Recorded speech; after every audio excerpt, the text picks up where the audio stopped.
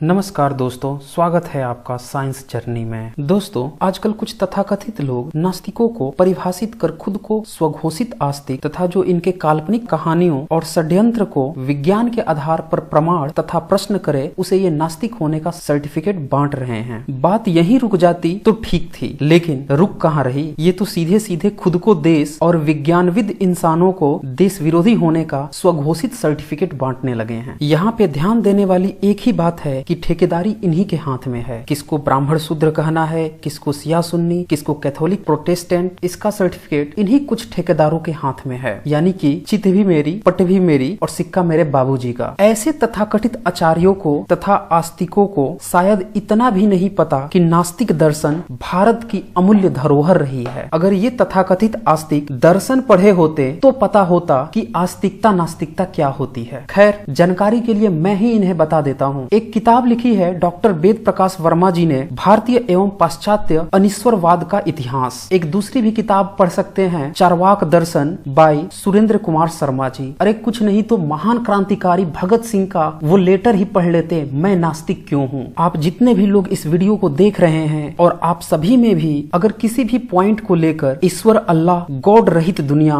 भेदभाव रहित, हिंसा रहित, शोषण रहित, भ्रष्टाचार रहित, वर्ण रहित, धर्म संप्रदाय मजहब जाति रहित और साथ में नैतिक शिक्षा और साइंटिफिक टेम्पर की विचारधारा को, जिसे कि आजकल धर्म के तथाकथित प्रचारक नास्तिक वास्तविक या तर्कशील कहते हैं, में संदेह हो तो ये वीडियो सिर्फ और सिर्फ आपके लिए है। इस वीडियो को अंतिम तक देखें। आज मैं बताऊंगा आपको कि आस्तिकता और नास्तिकता का खेल क्या है और इन तथाकथित धर्म के ठेकेदारों को नास्तिकता से चिढ़ क्यों है। प्यू रिसर्च सेंटर, जो कि धर्म, कास्ट, जातियों से रिलेटेड सर्वे करती है, इसके जो लेटेस्ट आंकड़े हैं 2015 के, उस आंकड़ों पर एक बार नजर डालें। इसमें यह बताया गया है कि 31.2% क्रिश्चियंस हैं पूरी दुनिया में, जबकि मुस्लिम्स 24.1% है। तीसरे नंबर पर अनएफिलिएटेड हैं, यानी कि जो किसी भी धर्म से एफिलिएटेड नहीं है। और चौथे नंबर पे है हिंदूज, जो कि 15.1% जनसंख्या के साथ बना हुआ है। पांचवें नंबर पर बुद्धिस्ट हैं 6.9% और इसके बाद से छोटे मोटे कई सारे रिलीजन्स हैं। अगर इन आंकड़ों में टॉप 4-5 की बात की जाए तो इसमें से अनएफिलिएटेड को छोड़कर बाकी के क्रिश्चियन, मुस्लिम, हिंदू ईश्वरवादी हैं, जो कि अपने को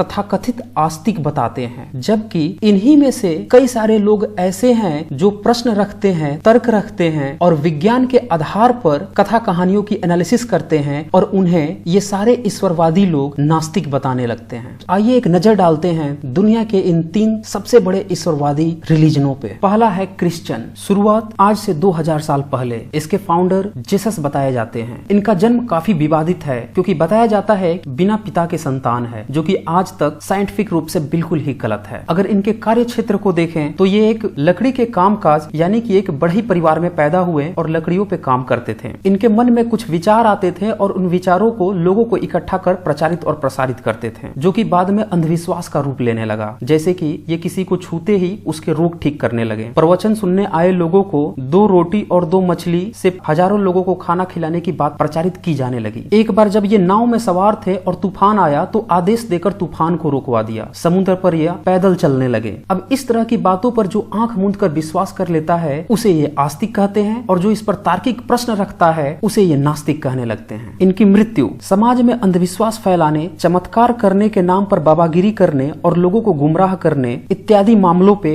इन्हें सूली चढ़ाने की सजा हुई। और उसके पहले इन्हें बेरहमी से कोड़ों से पीट पीट कर सूली पर चढ़ाया गया। 3 दिन बाद इनके चेलों में से कुछ ने यह प्रचारित किया कि वो जिंदा होकर लौट आए हैं और उन्हें दर्शन भी दिए। अब इस तरह की कपोल कल्पित को जो मान ले वो आस्तिक, और जो प्रश्न करे, इसे सत्यता और विज्ञान के पहलुओं के आधार पर जांच करे, उसे नास्तिक होने का यह सर्टिफिकेट बांटने लगते हैं। अब जरा इसके सोशल इंपैक्ट पर नजर डालें। चमत्कार पे विश्वास, जो कि बिल्कुल ही अनसाइंटिफिक है। क्योंकि जीसस पे ही चमत्कार करने के आरोप हैं, तो ये रिलीजन वाले भी चमत्कार आंख मूंद के मानने लगते हैं। किसी भी तरह से इन्हें बरगलाया और गुमराह किया जा सकता है चमत्कार के नाम पर, जो कि साइंटिफिकली पूरी तरह से गलत है। चमत्कार नाम की कोई भी चीज नहीं होती। अब जो चमत्कार को मान ले उसे आस्तिक का सर्टिफिकेट, और जो न माने उसको ये नास्तिक का सर्टिफिकेट बांटने लगते हैं। दुनिया का दूसरा सबसे बड़ा रिलीजन मुस्लिम, 24.1% जनसंख्या पूरे वर्ल्ड में। फाउंडर मुहम्मद, जन्म 571 AD और मृत्यु 632 AD। बचपन में ही माता पिता का गुजर जाना, 25 साल की उम्र तक सामान्य जीवन जीना। कार्य क्षेत्र की बात करें, विवाहित लाइफ काफी विवादित, मसलन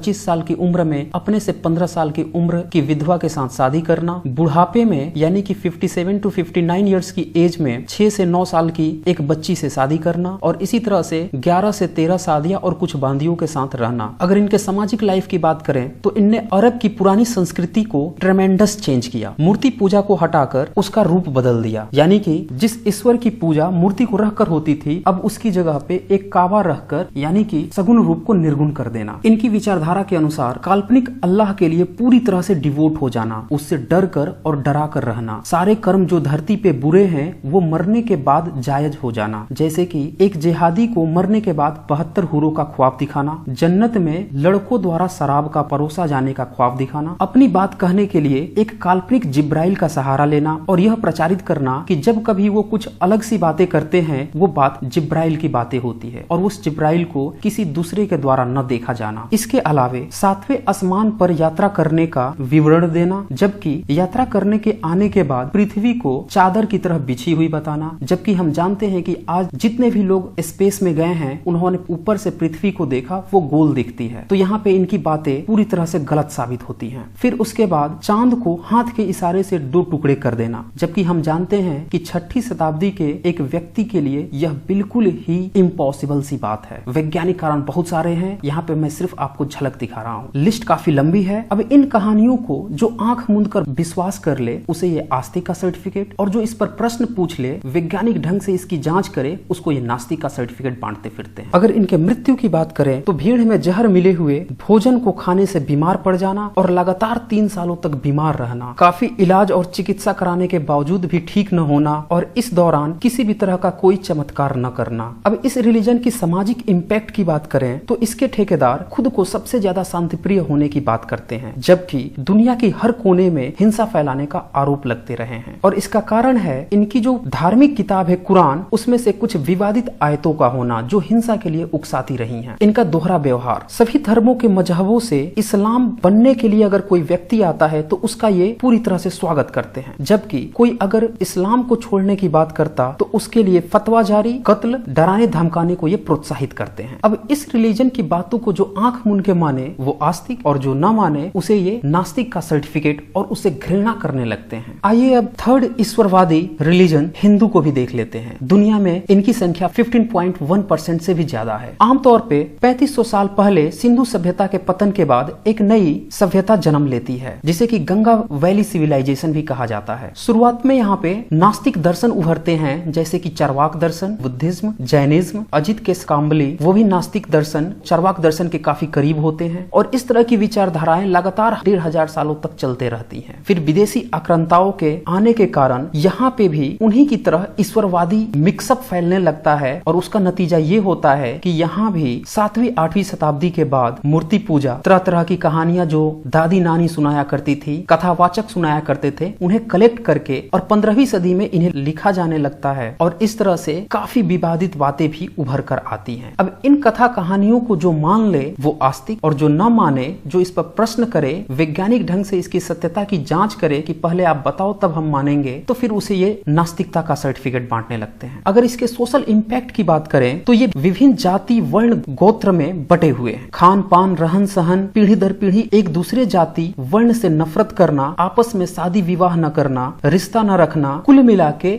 भेदभाव के पुलिंदे को लेकर चलना और उसके पक्ष में अभी भी कुछ इसके ठेकेदार हैं, जबकि काफी जनता इससे इतर हटकर वैज्ञानिक सोच को बढ़ावा दे रही है और उन्हें ये तथाकथित ठेकेदार नास्तिक होने का सर्टिफिकेट बांटने लगे हैं। तो देखा आपने, ये थे दुनिया के 3 सबसे बड़े आस्तिक धर्म और ये सर्टिफिकेट बांटने चले हैं कि कौन है आस्तिक और कौन है नास्तिक। अगर इनकी कथा कहानियों को, कपोल कल्पित विचारधाराओं को आंख मूंद के आप मान लें तो आस्तिक, और इनसे प्रश्न कर लें, वैज्ञानिक ढंग से पूछताछ करें कि आप बताओ तो सही तब हम मानेंगे, तो फिर ये आपको नास्तिक होने का सर्टिफिकेट बांट रहे हैं। ऐसा नहीं है कि इन धर्मों में बुद्धिजीवी लोग नहीं है, इनमें भी कुछ बुद्धिजीवी लोगों ने समय समय पर अपने रिलीजन को रिफॉर्म करने की कोशिश की। जैसे ईसाइयों में प्रोटेस्टेंट आए, काफी विवाद हुई, हिंसा हुई, लेकिन उनमें कुछ सुधार भी हुआ। लेकिन रिलीजन नाम का जो टैग लगा था, जो अंधविश्वास लगा था, वो पूरी तरह से खत्म नहीं हुआ और इसलिए अंधविश्वास उसमें धरा का धरा रह गया। हिंदुज में भी रिफॉर्म करने के लिए समय समय पर काफी लोग आए और काफी तरह से बदलाव हुए, लेकिन जो टैग है रिलीजन का, धर्म का, जो कि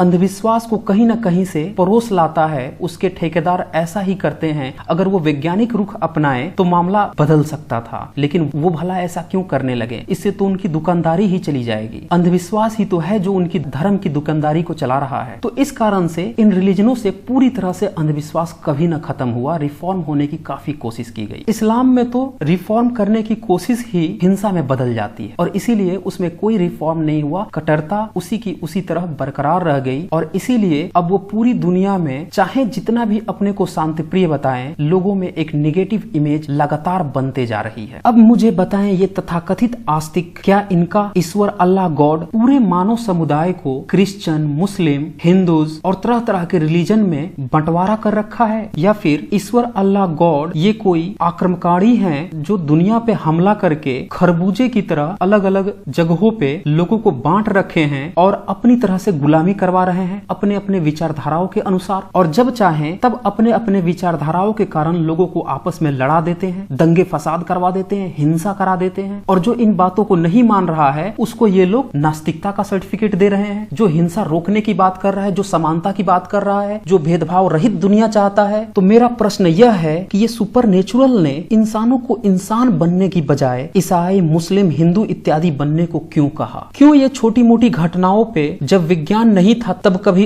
पैगंबर भेज देता था, कभी अवतार भेज देता था, आज ये क्यों नहीं आ रहा? जबकि उससे भी ज्यादा खतरनाक स्थितियों से हम गुजर चुके हैं। वर्ल्ड वार से बड़ा अभी तक कोई त्रासदी नहीं हुई थी, एक नहीं दो वर्ल्ड वार हो गए, तब ये तथाकथित ईश्वर अल्लाह गॉड कहाँ थे? तब ये अपने पैगंबर और अवतारों को क्यों नहीं भेजे? क्या इन्हें नास्तिकों से डर लगता था? और अंतिम प्रश्न यह है कि आखिर इन तथाकथित आस्तिकों को भेदभाव से इतना प्यार क्यों है? क्यों ये शादी विवाह, जाति, वर्ण, कौम, अमीरी, गरीबी, खान पान, हलाल झटका के नाम पे, धर्म मजहब के नाम पे इंसान को ही इंसान से मारने और भेदभाव रखने की सलाह देते हैं और ऐसा ही ये करते रहे हैं? अगर ये सब ईश्वर अल्लाह गॉड के विचार हैं और इस कारण से ये आस्तिकों के विचार हैं, तो फिर मैं नास्तिक कहलाना ही पसंद करूंगा। तो दोस्तों, इस वीडियो को ज्यादा से ज्यादा शेयर करें ताकि सभी लोगों को आस्तिकता और नास्तिकता के इस खेल का पता चल सके कि कैसे भेदभाव को बनाए रखने के लिए आस्तिकता को हथियार बनाया गया है। तो आज बस इतना ही। धन्यवाद।